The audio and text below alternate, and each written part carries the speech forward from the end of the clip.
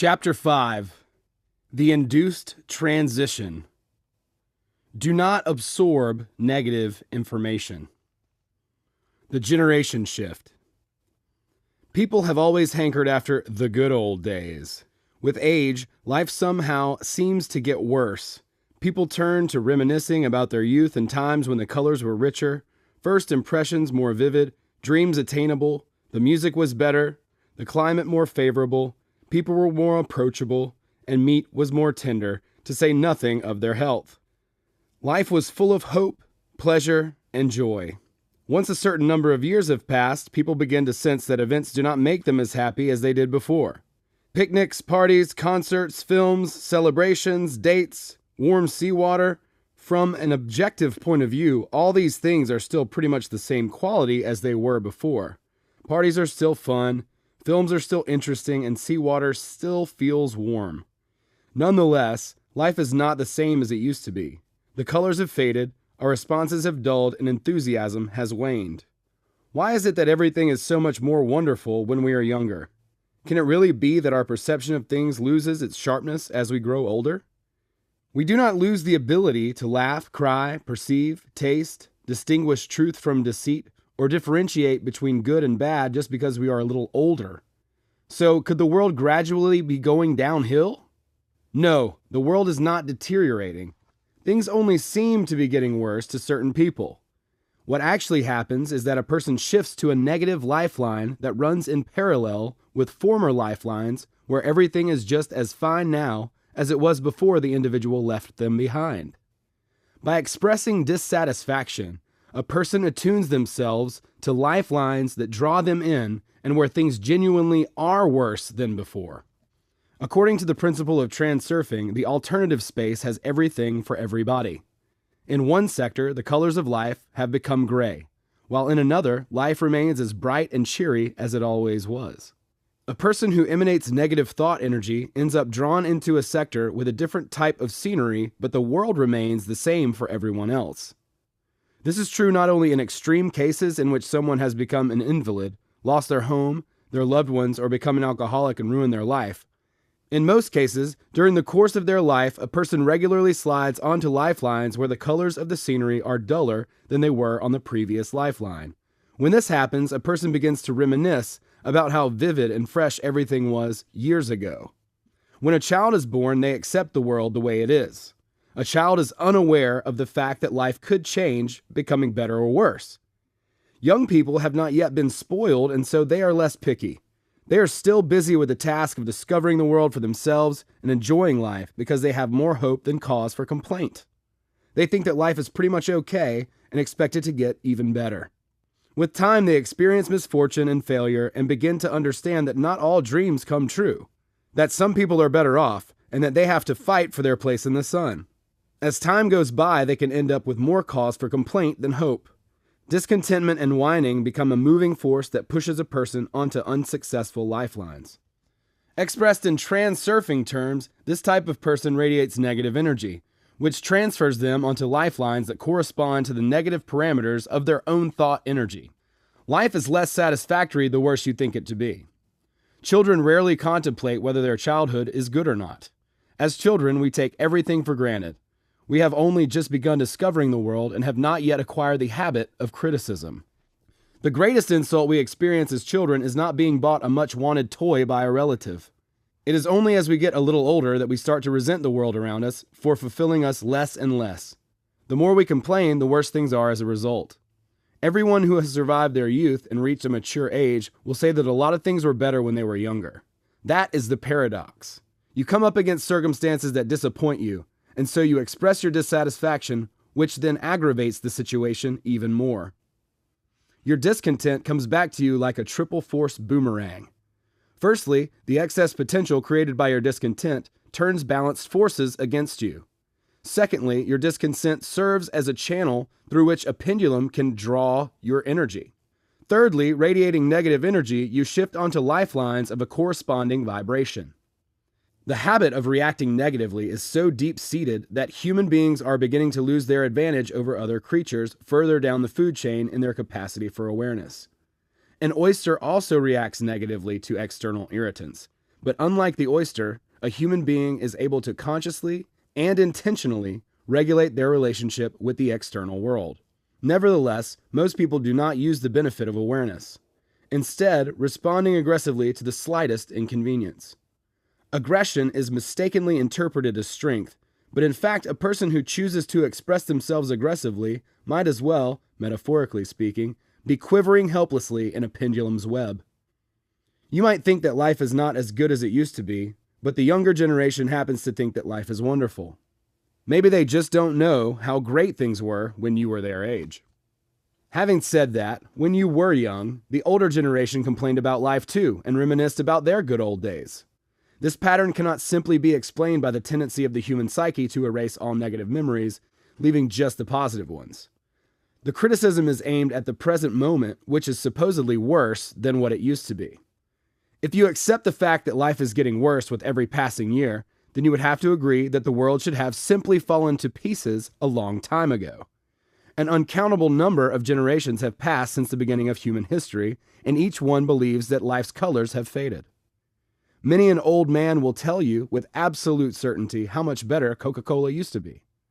Coca-Cola was invented in 1886. Imagine how disgusting Coke must be by now if it has been consistently worsening in quality since then. Or perhaps one's sense of taste weakens with age, although that is hardly the case. Anyway, the old man will probably tell you how everything else is a poorer quality today too, be it furniture, clothes, or any other item. If the world were the same for everyone, after several dozen generations, life would have become a nightmare for everyone. So how should we understand the paradoxical statement that the world is not the same for everyone?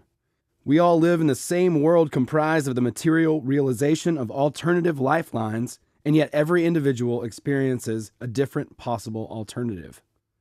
On the surface of things, there are obvious differences in people's fate. Some are rich, some are poor, some are successful, and some are struggling. Some are lucky and some are unlucky. We all have our own personal reality within the common world we live in. It seems quite straightforward, just as there are rich and poor neighbors in a single town. The script, the role, and the scenery differ in different manifestations of reality. The difference in scenery is hard to track. One person looks at the world from the window of their luxurious car, while another peeks at it from inside a rubbish container. One person enjoys the party, while another is consumed in thought about their problems. One sees a group of happy youths, another a gang of hooligans. They are all looking at the same things, but the images they perceive differ as black and white film differs from color. Every individual is attuned to their own sector in the alternative space, and so everyone lives in their own personal world. All these worlds exist in layers that exist one on top of the other, forming what we understand to be the space we live in. It might be difficult to imagine, but no one layer can be separated from another. Every individual creates their own reality, and that reality intersects and interacts with the rest of the world around us. Imagine what the earth was like before any single living creatures existed. Winds blow, rains fall, volcanoes erupt, and rivers flow. Then suddenly a person is born who begins to observe their environment. The energy of that person's thoughts stimulates the material manifestation of a certain sector of the alternative space, which represents their specific life in this specific world. That person's life represents a new layer in the world. Then another person is born who generates another layer. One person dies and a layer disappears, or perhaps is transformed depending on what happens beyond the threshold of death. We are vaguely aware that other forms of life exist in parallel worlds of some kind. Let us suppose for a moment that there are no living creatures in these worlds whatsoever, at least not yet. What kind of energy would stimulate the material manifestation of space that contained no single living creature? We can only guess. Perhaps once the last living creature dies, the world itself will disappear? Who can prove that the world exists if there is nobody in it? For if there are no people who would be around to say that the world, in our understanding, exists at all, there would be no world to speak of. That is enough speculation for now. We do not want to get bogged down in abstract conjecture. Remember, though, that transurfing is just one of many models. All existing theories about the world and life in it are nothing but models. Remember also the notion of importance, and try to avoid projecting any outer importance onto the transurfing model of the universe. Otherwise, you could become an apologist for futile ideas and try proving to everyone the truth of your own subjective worldview. Truth is an abstract notion, for we can only understand some of the world's forms and laws. Our goal here lies exclusively in attaining maximum practical benefit from our preferred model of the universe. Now let us return to the topic of the generations. Throughout their lifetime, a person reattunes their energy from the vibration of one sector in the alternative space to another, thereby transforming the layer of their personal world. The more a person readily expresses their discontent emanating large quantities of negative energy, the more strongly the tendency for the quality of their life to deteriorate is consolidated. A man could acquire great material wealth with age, but not necessarily be any happier for it. The colors of his scenery could just as well fade and life become less enjoyable. The older and younger generation both drink the same Coca-Cola, swim in the same oceans, ski on the same mountain slopes, and everything is pretty much the same as it was many years ago. However, the older man is convinced that in his day everything was better, and the young person is convinced that things are better now. And when the young person grows old, the story will no doubt repeat itself. There are deviations from this tendency, both for the better and for the worse. Sometimes a person only begins to develop a taste for life as they get older, and the opposite can happen. A successful young man can go downhill until he hits rock bottom. That said, in general, the generations agree that life gets worse as you get older. This is how the shift in generational layers takes place. The layer of the older generation shifts to a lifeline of poorer quality, and the layer of the younger generation gradually follows on behind. This shift takes place gradually, each time starting from a point of optimism. This is precisely why the world as a whole never actually transforms into a living hell. Everyone has their own layer, which they choose themselves.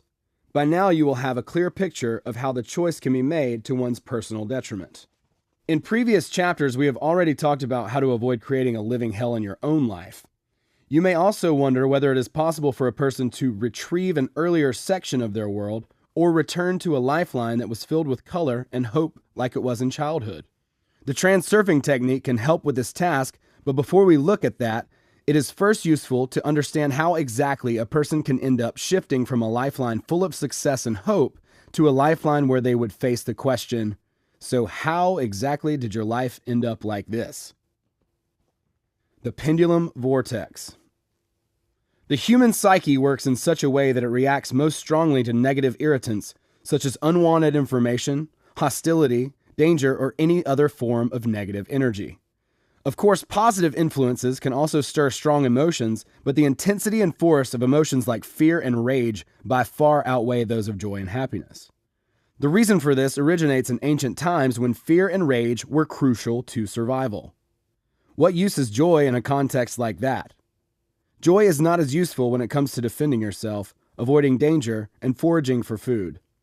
In addition, throughout the entire history of humanity, life has been filled with burden and hardship that have brought more grief and fear than joy and happiness. This is generally speaking why man yields readily to thoughts of gloom and depression, while feelings of joy and happiness pass relatively quickly. Have you ever heard of a normal person suffering from too much joy? People who suffer from stress and depression, however, can be found in good number wherever you look. Pendulums, in particular the mass media, actively make use of these particular features of human perception. You rarely hear anything good in the news. Usually, in a news program, you hear a negative fact followed up with news coverage. New details gradually emerge, and the details of the story are thoroughly savored and dramatized. Other negative news stories covering catastrophes, natural disasters, terrorist acts, and armed conflicts are presented according to the same principle. Notice the pattern. Events develop in a spiral of intensity. First, there is the catchy headline, and then the story is unraveled, exposing further details. The tension gradually peaks with emotions running equally high. Finally, the story comes to its conclusion, and all of that emotional energy is released into space as a temporary calm descends upon the viewers. Endless TV series are based on the same pattern of build-up and release like waves breaking on the shore. From an objective point of view, there is nothing special about these programs. All the drama is literally created out of thin air. However, you only have to watch 2 or 3 episodes and you're hooked. Why is this, after all? Nothing particularly interesting ever happens. You become hooked on the frequency of your thought energy because it's caught by the pendulum of the TV series, and your attention becomes fixed on that sector within the alternative space. This is the mechanism that winds the spiral mentioned above. At first, a person is confronted with a fact which theoretically they may or may not find upsetting. Let us suppose that the fact is a fresh piece of news about a negative event that has taken place somewhere in another country. This represents the destructive pendulum's first prod. If a person is touched by the news story, they respond to the stimulus by expressing their thoughts and feelings about it. If the news concerns them, they will begin radiating energy at the same frequency as the pendulum's initial prod. Like thousands of others, the same person responds to the pendulum with interest, thereby participating in the overall event. The vibration of the person's thought energy begins to resonate with the pendulum, increasing the force of its energy. Meanwhile, the media continues its campaign. The person follows developments with interest, making sure that the pendulum receives its nourishment. This is a typical example of how a pendulum entices adherents into its web so that it can continually suck energy from them. The person who becomes increasingly interested in the news piece absorbs some of its negative energy, and whether they are aware of it or not, they are now involved in a game, at least as an observer. At first glance, it does not look as if anything untoward has happened. Watching the news is a matter of course. So what if a person gives a bit of their energy to a destructive pendulum? It is not as if it will affect their health. When a person begins radiating energy at the frequency of a negative event, they shift onto a lifeline that is located closer to other lifelines in which such events take place. They begin to play a part in the plot. They find themselves within the impact area of a spiral that rotates faster and faster, drawing them into a vortex, like water into the funnel of a whirlpool. The interaction between the individual and the pendulum becomes increasingly close, and the person accepts the event as an unavoidable part of their life. Their attention becomes selective, and it will seem as if new facts about similar events in different countries are popping up everywhere. The person will discuss the news with their close friends and relatives, who will no doubt respond with interest and compassion. The energy of the pendulum grows as a result, and the individual is drawn ever closer by the frequency of their thought energy to the lifeline of the original event, except at this stage they are no longer an observer, but a direct participant. The phenomenon of being drawn further towards the vertex can be described as an induced transition to a lifeline where the adherent becomes the victim of a destructive pendulum. The individual's response to the pendulum's initial prod and the mutual exchange of energy that follows induces a shift to a lifeline with a vibration very similar to that of a pendulum sway. As a result, a negative event occurs in the layer of this person's life. Disaster. Most people accept that theoretically they could end up being involved in a catastrophic event, but not at all actually allow the possibility into the layer of their own personal world. They are people who do not watch TV serials, have no interest in the news, and are emotionally undisturbed by events taking place somewhere else in the world. They live in a different life layer to those events and are adherents of other pendulums. They remain undisturbed by the fact that somewhere in the world there has been a plane crash. They listen to the news indifferently whilst they eat their supper, probably because they have enough to deal with in their own lives. The type of person most likely to undergo an induced shift shows active interest in disasters that involve other people and take place in other areas. This kind of person is deeply disturbed by news of such events. Sometimes when a person suffers few problems of their own, there is a tendency to fill the empty space in their lives by giving their attention to events taking place in life layers other than their own. This type of person regularly reads the tabloids, watches TV series, or awaits news updates on tragic accidents and natural disasters.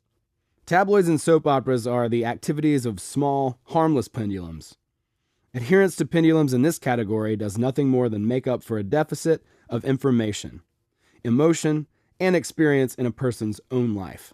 In contrast, displaying an active interest in catastrophes and natural disasters poses a real threat, for these are the manifestation of stronger, more aggressive pendulums. The vibration of thought energy radiating from a person who gives their attention to tragic events is hooked in the same way as it is by a television series. Anyone who looks for negative information will always find an abundance of it. At first, they play the innocent role of observer, like a person watching a football match from the grandstand. The game gradually becomes more gripping, and the observer becomes a fan. Then they walk onto the playing field and start to run about waiting for the ball. Gradually, unnoticeably, the fan becomes more involved in the game, and in the end, another player will pass them the ball. Metaphorically speaking, the original observer has become a player, a victim of disaster. Could it really be otherwise? A person allows information related to disaster to become a part of their life. They unwittingly accept the fate of victim and eventually materialize misfortune on an alternate lifeline.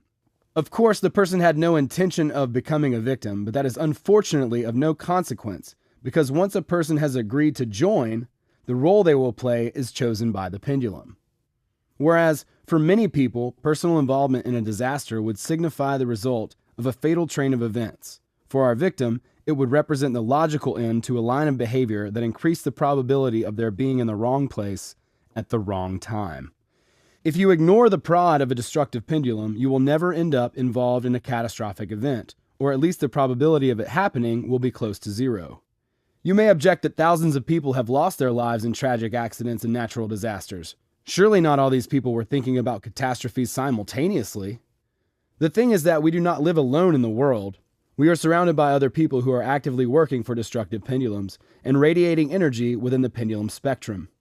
It is not possible to become totally and ideally isolated from these vibrational frequencies. The common field encompasses you, and without being consciously aware of it, you begin to radiate energy at the same frequencies as the surrounding field. The roots of this type of behavior go back to very ancient times when the herd instinct helped to protect the group from danger. This is why the energy field of an induced shift grows, producing a snowball effect that pulls you in like water to the center of a whirlpool. The task is to stay as far away as possible from the pendulum's vortex. This means not absorbing negative information relating to catastrophic events and disasters, showing no interest, refraining from worry or discussion, and generally letting the information pass you by. Notice that we say let the information pass you by, rather than try to avoid it. As we know from previous chapters, trying to avoid a meeting with a pendulum is the same as seeking out a meeting with it. When you resist something, desire specifically to avoid something, or express your enmity towards something, you are actively radiating energy at the frequency of that object you are trying to avoid. To let something pass you by means not to absorb or react to negative information. Simply ignore it and switch your attention to harmless television programs or books. If you find it impossible to retain a positive outlook when confronted with negativity, you can always turn to your guardian angel. For example, if you're afraid of flying, stay away from planes. If you are afraid, it means that somewhere in the spectrum of your energy, there is a frequency that resonates at the vibration of a lifeline in which a plane crash occurs. It does not mean that you will immediately transition to this lifeline, but nonetheless, the possibility exists. If you are the kind of person who does not think of the dangers of flying at all, then you have nothing to fear. On the other hand, if you experience unusually high levels of anxiety before boarding a plane, it would be wise to skip the flight. If this is totally out of the question, you would be wise to learn to listen to the rustle of the morning stars. What that is and how it can be heard, you have yet to discover. War. Wars break out essentially for the same reason that fistfights do. One party expresses their opinion. The other party holds the opposite opinion, and so the opinion expressed by the first is like the prod of a destructive pendulum. The second party takes offense at the prod and reacts with double the amplitude. The first shouts back even louder. Both parties become increasingly aggressive until things finally come to blows. This metaphor illustrates the battle between two pendulums that knock against each other, causing each to swing higher and higher. Obviously, the outbreak of war or build-up to a revolution involves all sorts of complex factors, but essentially the process is the same. The pendulum primes the people by telling them that they do not have a good life, and the people are quick to agree. It is then explained that the reason they do not live well is because other people are preventing them from doing so. This stirs resentment, and the pendulums begin to swing. Then one side provokes the other, evoking a storm of anger whereby the pendulum gathers force and the war or revolution can begin. Each swing of the pendulum generates a response, which strengthens the pendulum's sway still further. A snowball effect is initiated until a shift occurs to a lifeline with mounting tension. The situation can only be changed at the outset before things escalate out of control, at the moment when the spiral begins to turn and the pendulum makes its first move. If the other party responds peacefully or simply walks away, the pendulum will be brought to rest or defeated. If, however, the pendulum's prod is accepted, the participant's new energy will correspond to the parameters of the lifeline on the next turn of the spiral. Unfortunately, there is no guarantee that an individual participant will not be pulled into the events of war or revolution, even if they manage not to respond to the pendulum.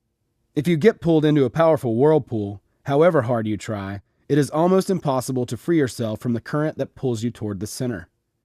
If, however, a participant refuses to play the pendulum's game, they will at least have greater chances of surviving with minimal loss.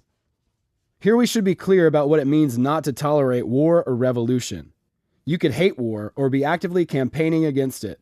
It makes no difference to the pendulum which side of the fence you stand on. It will claim your energy in both cases. If energy is emanated at the frequency of war, a shift will occur onto a corresponding lifeline. If you accept war and participate in it, then you are effectively on the battlefield. If you fight against war, it will consume you anyway. Not to accept the pendulum's game means to ignore it. I realize that is not always possible to ignore something like war, but this is the danger of the induced shift. It is not worth taking the position of defender or opponent of war. There have always been neutral countries which have remained on the sideline and watched while entire nations destroyed each other. From the point of view of the pendulum, trying to provoke a fight with its rivals, people who ardently protest war at demonstrations are potentially just as committed and desirable adherents as the supporters of conflict. Active protest against war potentially provides the pendulum with just as much energy as the support of war, although naive adherents will be convinced of the opposite. The real way to prevent war is simply to support peaceful action, and where possible, expose a pendulum's true motives. Do you remember the metaphor of the hive of wild bees? The pendulum tells its adherents that the bees are dangerous and it must be killed. But what is the pendulum's true motive? What does it really need? Honey, perhaps? Unemployment. As we have said, there are different ways of playing the game of a destructive pendulum, either by supporting it or negating it. The second option is probably the most perilous, since the desire to actively avoid a pendulum creates excess potential that can pull you into the vortex of an induced transition. Almost everyone nowadays experiences concern at some point or another about losing their job. An induced transition to finding yourself out on the street would be quite a crafty maneuver. Sometimes larger events start with something small and seemingly harmless, an initial faint signal. For example, you might hear that your company is not doing so well, or someone you know lost their job recently, or there are rumors at work that staff may have to be made redundant. On a subconscious level, an otherwise unnoticeable red light comes on. Shortly afterwards, you pick up against another signal which reports that inflation is sky high. This keeps you and those around you on their toes. People start talking about their concerns, and the unemployment pendulum is provided with a source of energy. Then there is news about an impending drop in the stock market, and the general tension increases. Concern quickly gives way to anxiety and then fear. By this time, you are already generating energy to the vibration of a lifeline where you can see yourself without a job. If you are afraid that you will end up being one of the ones made redundant, your fear is as perceptible to others as if you were wearing a placard saying, "I might be made redundant." If you think you can hide your fear, you are mistaken.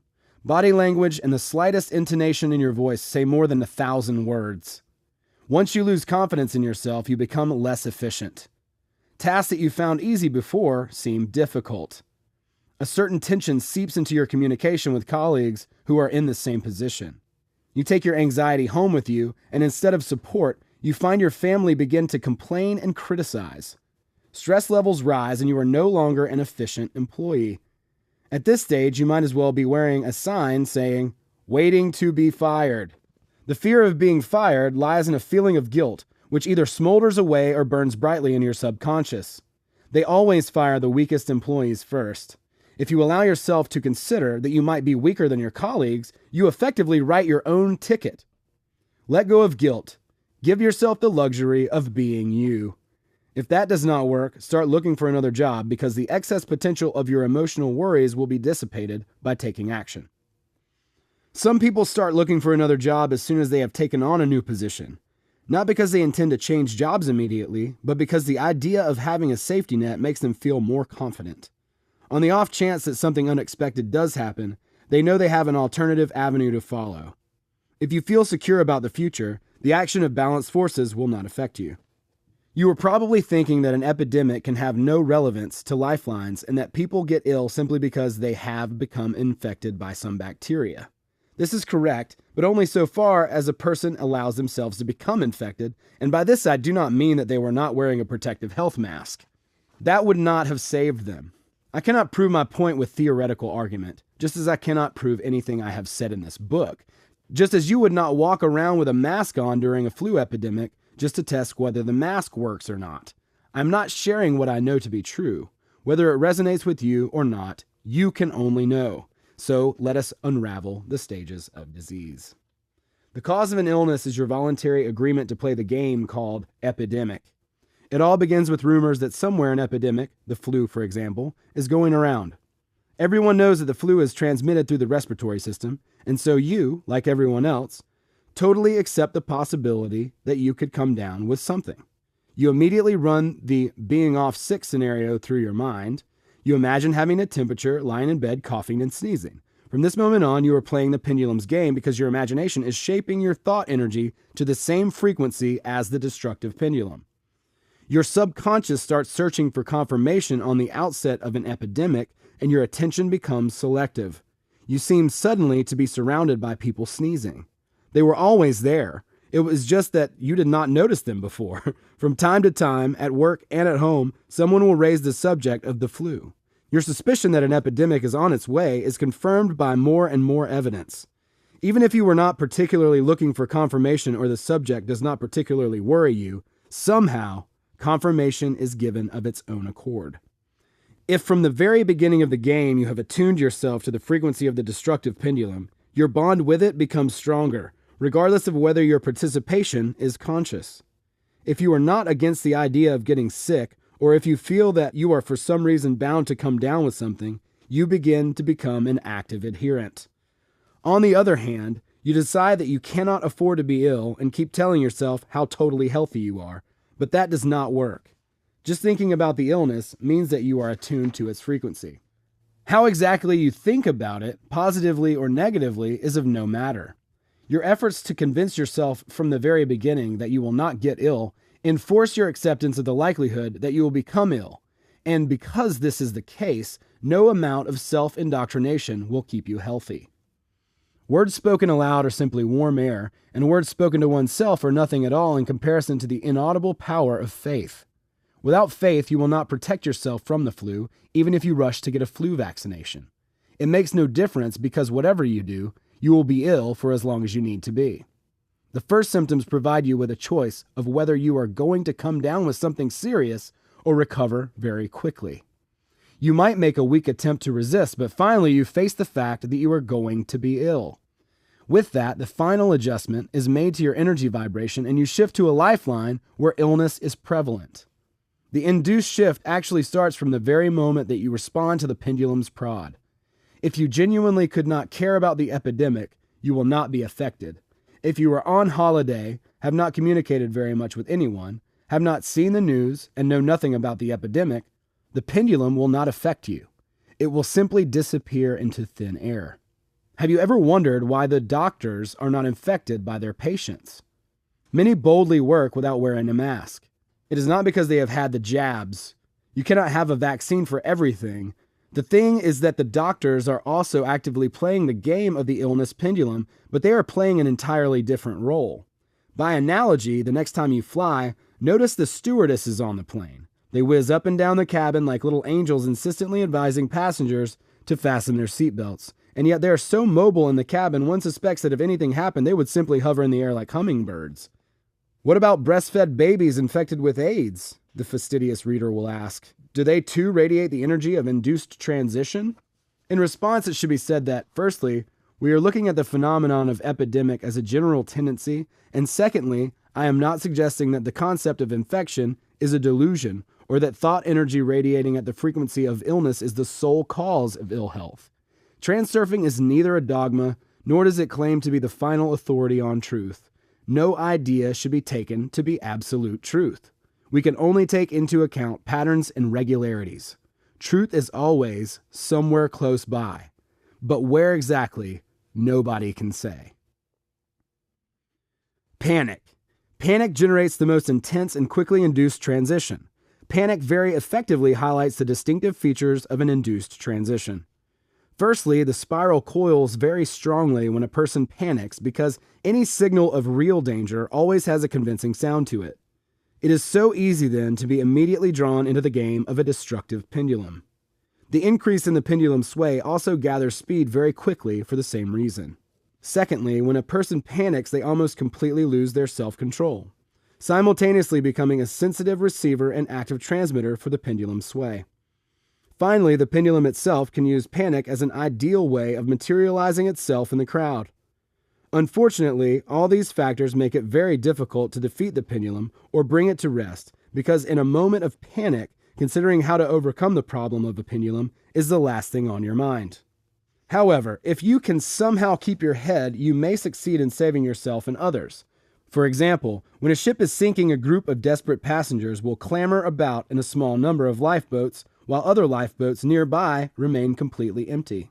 It only takes a second look to look around and notice the empty boats. But this is the cunning quality of the induced shift that works like a whirlpool, sucking in anything located in its periphery. Poverty. From a logical point of view, how does a simple man from the slums become rich, not including criminal means or beautiful stories about people becoming millionaires overnight? The rags to riches story is very difficult to explain using only common sense. So what, you may ask, is the use of logic? Transurfing does not entirely fit into the framework of common sense. On the other hand, it does enable you to achieve things that would otherwise appear impossible. When your actions are based on logical deduction, you get a corresponding result. If a person is born in poverty, they will likely be accustomed to living in poor circumstances, and their energy will be attuned to the frequency of their own misfortune. It is very difficult to shift to a lifeline of prosperity if you despise your own poverty, envy the wealthy, and constantly wish you were better off. Actually, I would say that with these types of thought in mind, it is totally impossible. One of the first discoveries children make as they get older is the fact that just because you would hate for something to happen, it does not mean that you can avoid it happening. Sometimes the soul simply cries out in despair, "But I don't want to, I hate it. Why does this always happen to me?" It is not only children who ask themselves this question in fits of anger, but adults too. It is difficult to accept the fact that even though you do not want something to happen, there is nothing you can do about it. And if you hate something, it will follow you around wherever you go. You can harbor a hatred for poverty, your work, your physical flaws, your neighbors, drunks, alcoholics, drug addicts, dogs, thieves, criminals, the impudent child, the government, the list goes on. The more you love to hate something, the more likely you are to have experience of it in your life. The reason for this is clear. When something gets to you, you think about it, which means that you radiate energy at the frequency of a lifeline where that thing exists in abundance. It does not matter which polarity you embody, liking or not liking. The second is of greater benefit to the pendulum because emotions associated with not liking are more powerful than emotions associated with liking. The destructive pendulum sways even higher when you are suffering emotionally. Finally, when you actively hate something, you create excess potential. Balanced forces are then directed against you because it is easier for them to eliminate one opponent than to change a world that does not suit one individual. Who would have thought there could be so many harmful aspects to a negative attitude toward life? In the case of the individual who is born in poverty but dreams of becoming rich, we know that desire itself is not enough to initiate change. Often people do their dreaming lounging about on the sofa, having the occasional stretch, and thinking about how much they would like a bowl of strawberries, but not knowing where to get them in the middle of the winter. If you are not prepared to take action to acquire what you want, you will not get it. A poor person usually does not take action because of their own conviction that the fulfillment of their desire is not realistic. It is a vicious circle. Desire of itself has no power. Desire fails even to lift a finger. Intention, i.e., the readiness to act, is the force that lifts the finger. With intention, a person could just as easily say, "You can't take this away from me. It's simple. I just want to be rich." Again, there is a huge chasm between wanting and being ready to become. For example, a poor person tends to feel out of place in the company of the wealthy or an expensive shop, even if they are desperately trying to convince themselves and others that the opposite is true, because in their heart they believe that they are not worthy of that environment. Wealth is not part of a poor person's comfort zone, and not because it is uncomfortable to be wealthy, but because it is so unfamiliar. A new armchair is better, but the old armchair is more comfortable.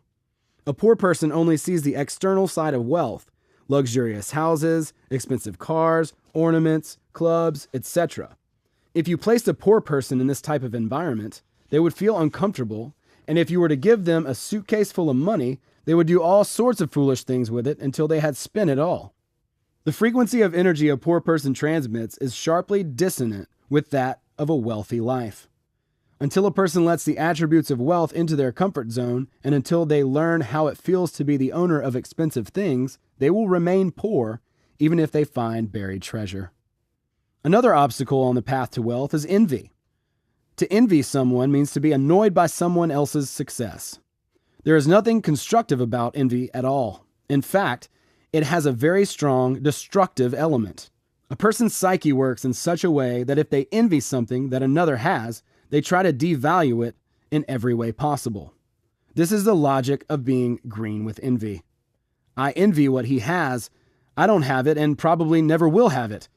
He is no better than I am. That thing that he has can't be all that good then. Perhaps I don't need it after all. The desire to possess something is transformed into a psychological defense, which then develops into rejection. The aspect of rejection takes place on a subtle level because the subconscious mind takes everything literally. Your conscious mind only plays at devaluating the objects of envy to comfort the person for not having it, but the subconscious mind takes it all seriously and bends over backwards to make sure that the person does not receive what has been so ardently devalued.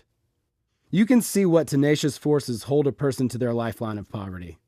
Events can unfold even more dramatically when a person undergoes an induced transition from a lifeline of prosperity to a lifeline of destitution.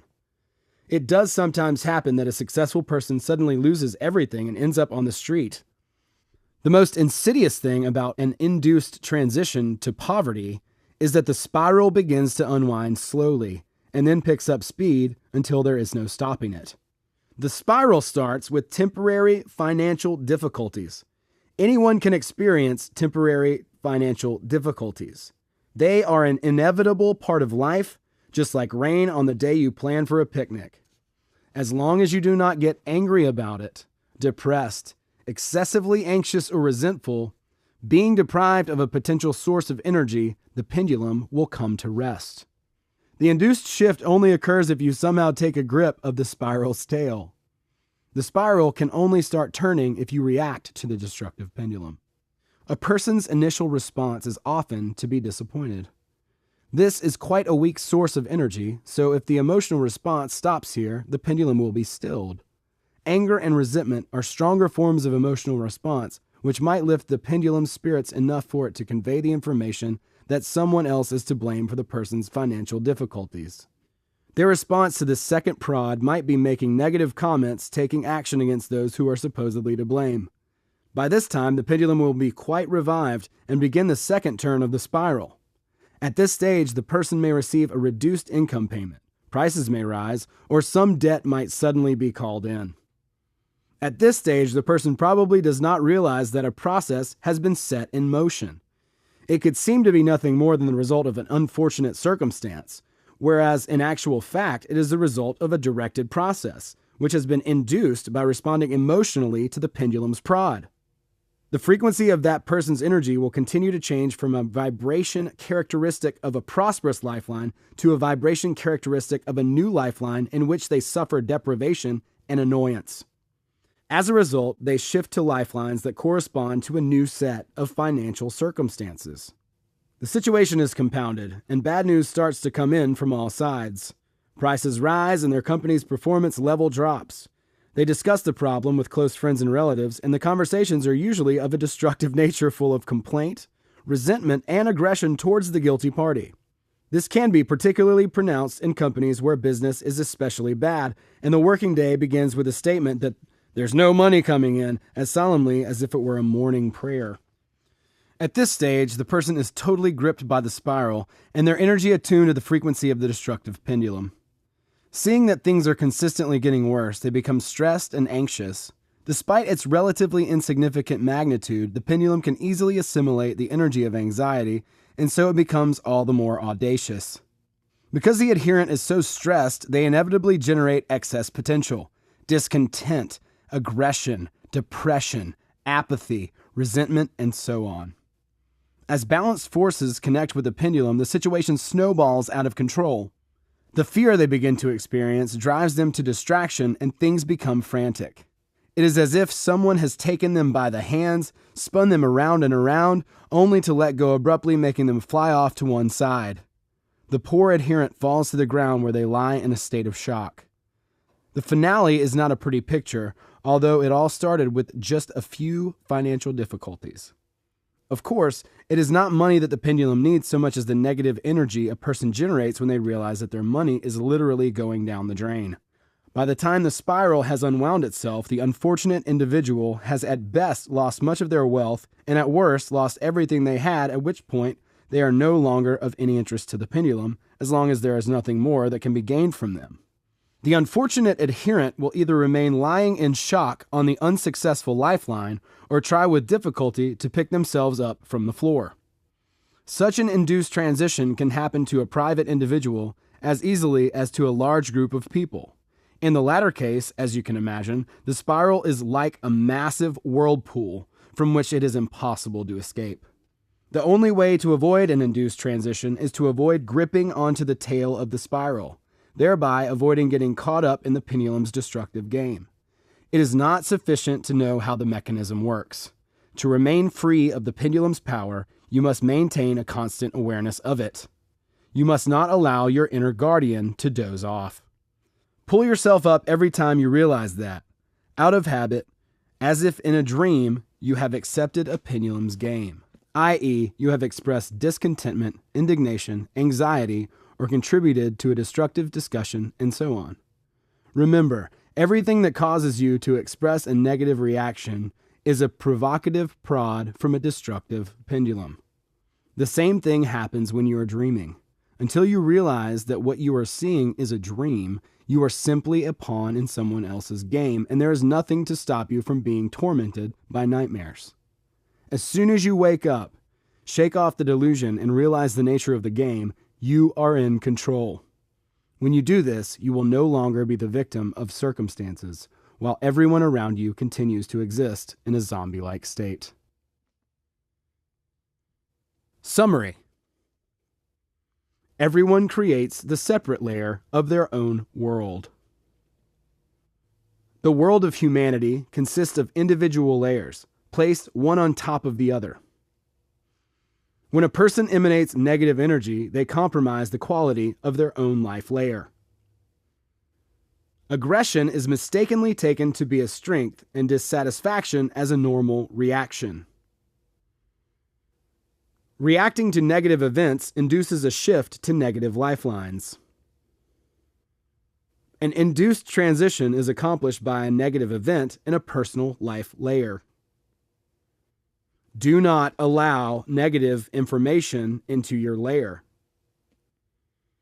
Do not allow does not mean strive to avoid, but rather to intentionally ignore, to express no interest.